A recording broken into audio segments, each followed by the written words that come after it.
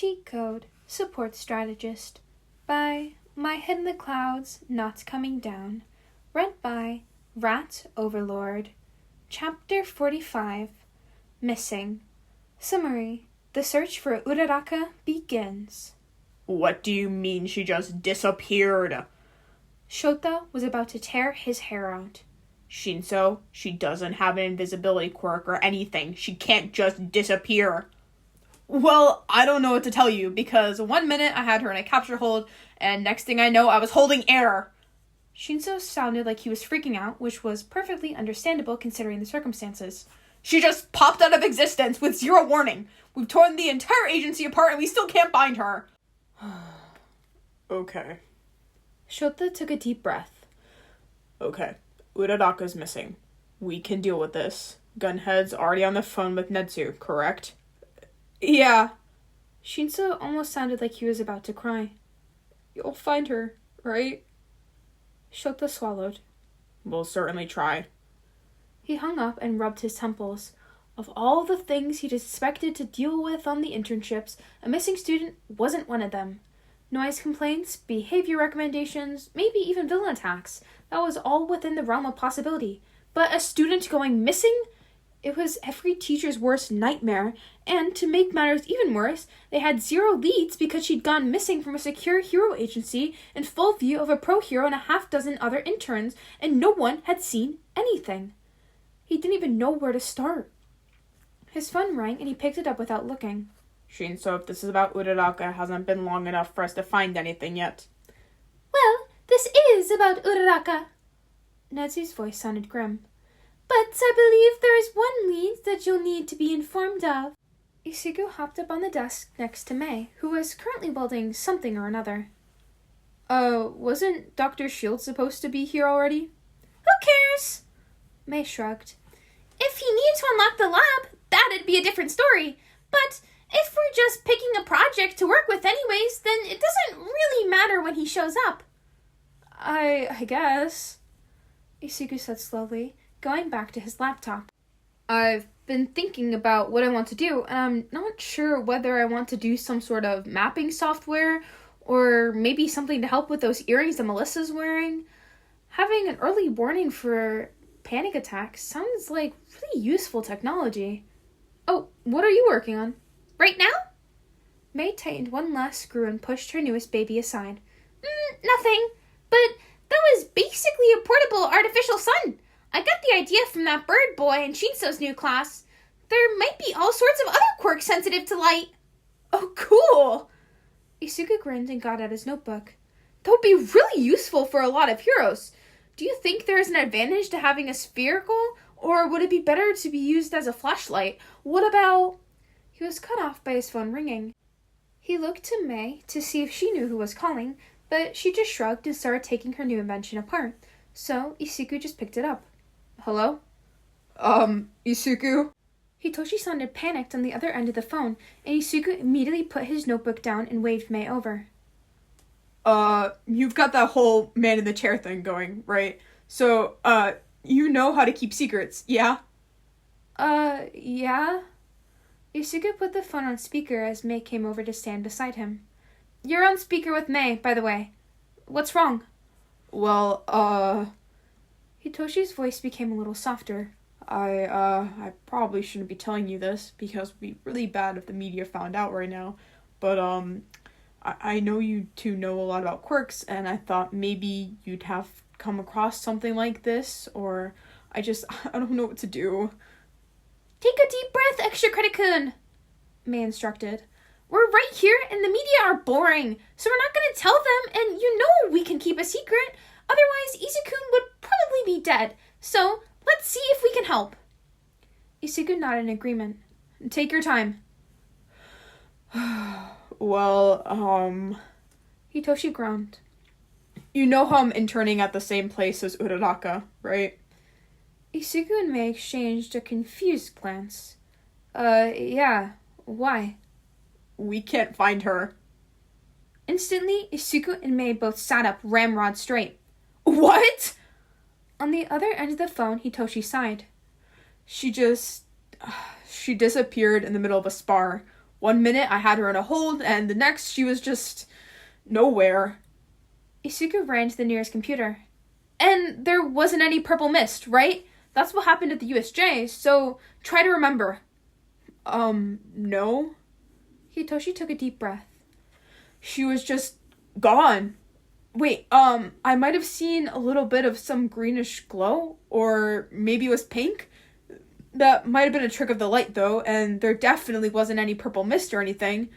Does that sound like any quirk you've come across? No. Isuku frowned and typed a few things into the search. And from what I can see, it's not in a quirk registry either. Most warp quirks have some sort of visual indicator that they're being activated, and if she was attacked by a villain, you would have seen that. We hadn't even left the agency, Hitoshi insisted.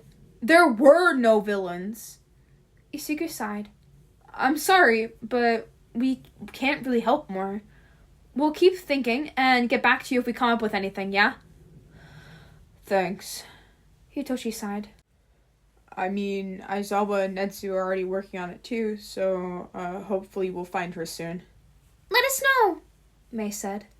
Gravity-chan is way too nice to just disappear off the face of the earth. Will do, Hitoshi said. Thanks, guys.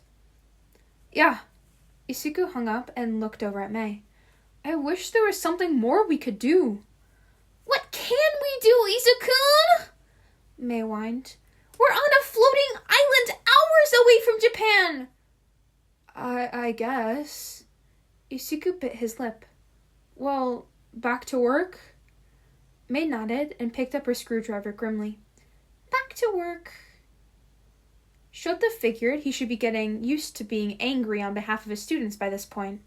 So you're telling me that you not only gave my student an extra quirk without informing me, but that this impossible miracle quirk has painted a target on her back a mile wide because it comes with a nemesis that runs the goddamn League of Villains! Oh, and considering that she disappeared into thin air, they're probably the ones who took her, especially since you didn't give her any extra security after handing her a giant I am here sign. Am I missing anything, All Might?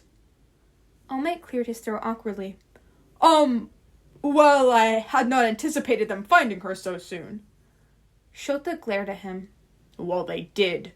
So now what? Now we do everything in our power to find her, Netsu said calmly, a cup of long cold tea on his desk beside him. What's done is done, Aizawa. Uraraka is gone, and dwelling on the past and what should or should not have been done will not help us get her back. My only issue is that no one present saw any signs of Kurogiri, Tsukauchi said. Even when we asked specifically about Purple Mist, everyone present said that they hadn't seen anything like that, and none of them were lying. So, do we think that the League got their hands on another warp quirk? All Might asked. With All for One at the helm, it is a possibility. There is also the possibility that she wasn't taken by the League at all, Tsukauchi pointed out. We can't afford to get our hopes up for that, Shota said. Out of all the possibilities we've considered, the most likely is that Uraraka was kidnapped by the League because of this blonde oaf deciding to give them an incentive to do so. All Might sighed. I know. Shota noticed that Netsu had been suspiciously silent and found him staring grimly at his screen. He wasn't sure how the situation could get worse, but he had the sinking suspicion that he was about to find out. Netsu, what's wrong? I just received an email from the Island security team where Midoriya and Hatsume are interning. Netsu turned to stare at them. There was a security breach. The entire island is now in lockdown. After 2 hours of waiting in the lab and working on various projects, Isuku decided it was high time to go and find out what was going on, if only because he was getting restless just sitting at a computer screen when he knew that one of his friends had gone missing. So, he left May working in the lab and started trying to find Dr. Shield. So far, he'd just been wandering the halls, but the few people he had seen had looked worried for some reason and had been too busy to talk to him.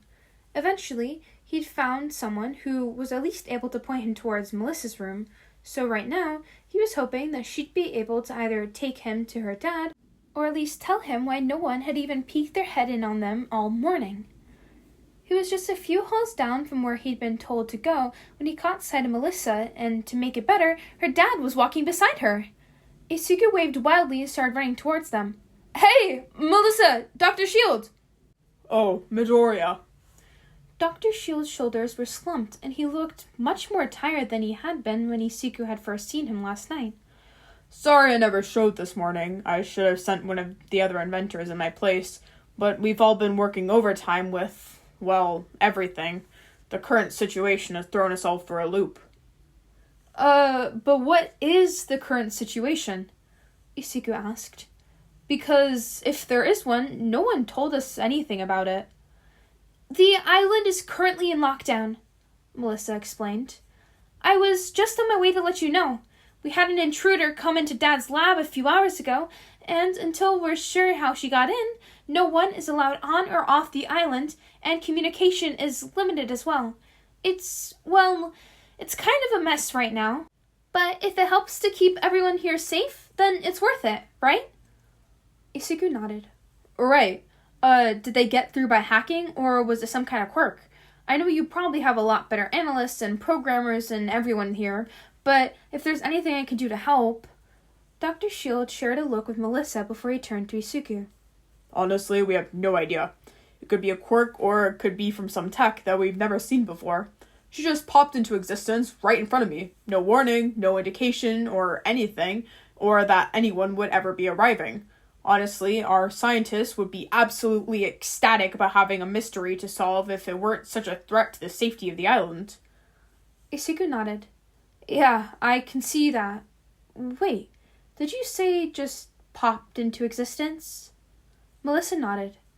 Dad was the only one there, but when we played it back in the cameras, 1 minute the room was empty, and next she was stumbling into a table and puking her guts out into the nearest trash can before she passed out.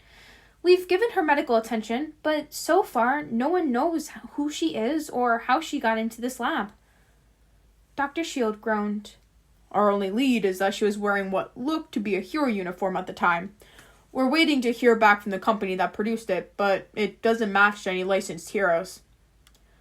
"That's because she doesn't have a license yet," Isuku muttered. Dr. Shield stopped. "What?" Isuku's mind was racing. If his suspicions were correct, then how in the world had Uraraka gone all the way to Island in just a couple of hours? It had taken him and May over 3 hours to fly here, and he didn't even know exactly where here was. Still, as impossible as it sounded, Shinso had described her disappearance in the same way that Dr. Shield had described the intruder's entrance. Here one moment, gone the next. And the after effects of Uraraka's quirk would explain the extreme nausea and vomiting. "Was there some sort of weird greenish-pink glow?" Isuku asked finally. "It would have been really faint, almost to the point where you'd think it was a trick of the light." Dr. Shield looked to Melissa, who nodded. "When I was watching the video, I thought it was just a lens flare," she explained. "It faded pretty much as soon as she appeared, though, so it only lasted for a second or two." "Why?" Dr. Shield asked. "Do you know what's going on?" "Oh, I don't have a clue," Isuku answered. "But I'd like to see her, if possible. I think I might know who she is." Ochako was exhausted. She didn't think she'd ever felt this tired and gross in her entire life.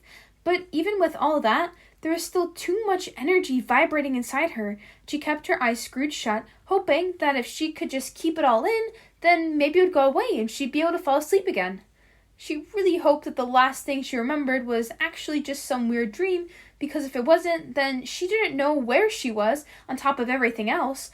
But if she just kept her eyes shut and pretended to be asleep, then she could just pretend that she was safe in Gunhead's agency and wouldn't ever have to know the difference.